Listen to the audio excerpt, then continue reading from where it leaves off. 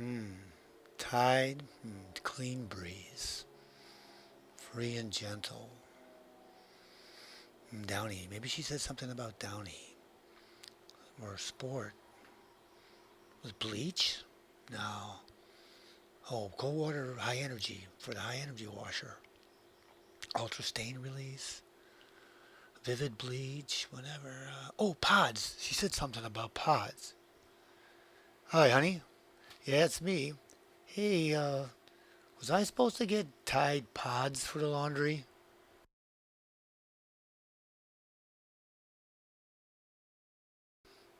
Well, if that's ever familiar to you, you'll enjoy to have this little application called Shared Shopping List.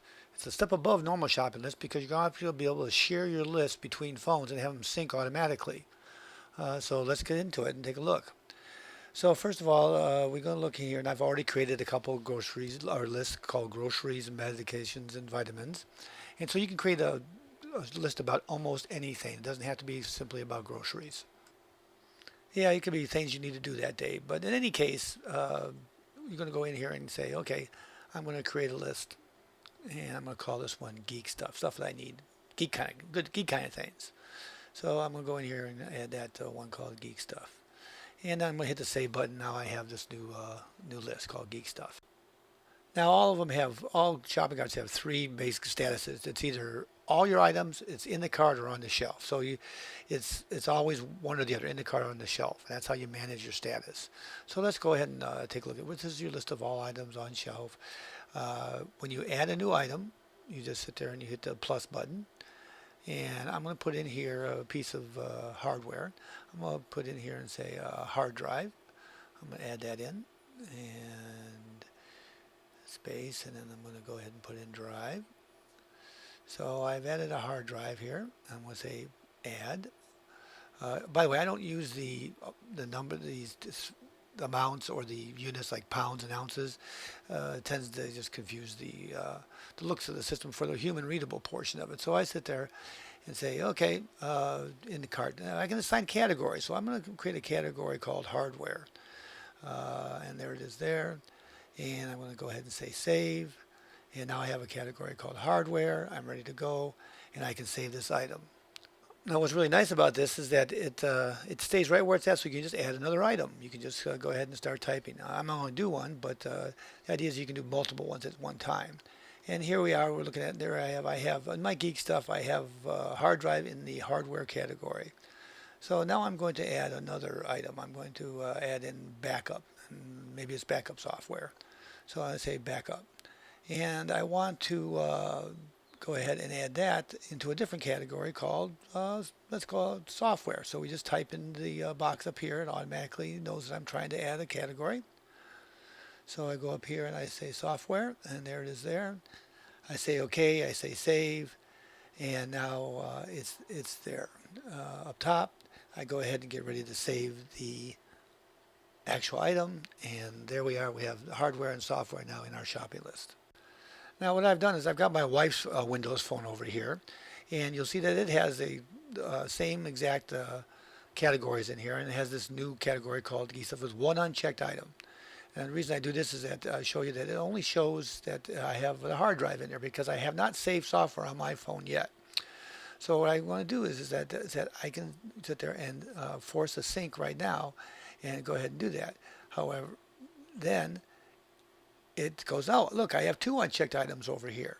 Two of them are new. So when I tap on that to look at them, I'll see that I have two. And they have red marks next to them to indicate that they are new items in there that you haven't seen before on this particular phone. So now we're going to take a look at these. We're going to edit the status. We're going to change them. We're going to put them off all items, and we're going to put them in the cart. So that means that it's going to be, I need to purchase this, so I'm checking them. So I press on that, it puts it, it says now it's in my cart. So I know I need to go buy that. And if I go over here, you see that there's only one left on the shelf. In other words, in my master list, and there one is in the cart. So now I can, it automatically updates this, but I can do a force sync, and I'm not sure exactly how soon it updates, but we should be able to see the differences over here. Let's try it again, depending upon how fast it goes. And let me refresh this phone over here. Oh, there we go. We'll see it's already synced. We now see that there's only one piece that's in the on the shelf. Now both of them have it in the cart, so either person can see the current status that is in there. For example, if you're talking on the phone with your significant other, you say, "Oh yeah, let's go buy this, let's go buy that, and work on it together." So that's a overview of how you can sync these things together. So now that we see how it operates, we're going to see how you can uh, configure this to work with another phone. If you go over to the options and you sit there and say list sharing, well, let's go do it on this phone over here.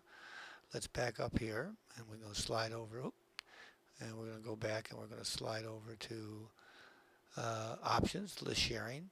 Now, you used to have to you give them your email, but you don't have to do that anymore. You can just you can connect lists with that if you know the name and account of the other phone, the other person's email account.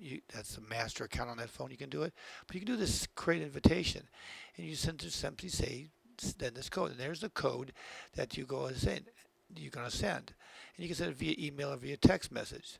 So if you press on that, it'll bring up the contact, and you want to go ahead and choose the contact that has the phone that you want to share with. And that's what I'm doing here. And I would say, okay, and I just would send an email and they would get it. And when they clicked on that and opened it, they simply do that and boom, you're connected up to your list on your other phone over here. So that's really simple way to do it, and you don't even have to give them your email address. It's all within your phone. Now I'm going to jump back a little bit to how to manage your list now that we know how to connect up. I'm going to talk about how you can delete, move stuff, and do those kinds of things. So if we go here to an item and we just bring up the item and we use the press and hold functionality that you're normally seeing in a lot of applications, press and hold it, and you get a list of options. Here's edit, add to favorites, move to another list, and delete an item. So you can use all those. By the way, if you press the add to the favorites list, that's that little star here at the bottom, which is the normal thing for favorites. So you click on that, and now it's in your favorites, where you'd keep your commonly stuff you use all the time there. And you can move it off again and do whatever you want there. And by the way, they have a very nice, besides your editing and all that, there's a little help system here that you can press the question mark and it tells you exactly how to use stuff. It's limited, but it's effective to remind you how to do all this stuff. But getting back on topic a little bit, we're going to go back and we're going to go ahead and edit the list. Now, if you can just sit there and have an item that you want to get rid of, you can simply hit the delete, and then it's going to go ahead and get deleted. Or you can press and hold, and then you can go here and edit it. And you can do different things here. There's a edit save changes at the bottom down there, but you can go in here and do whatever you want there as far as changes go. As a matter of fact, let's go into category and let's just tap that, and then you can change categories here or create a different one as well.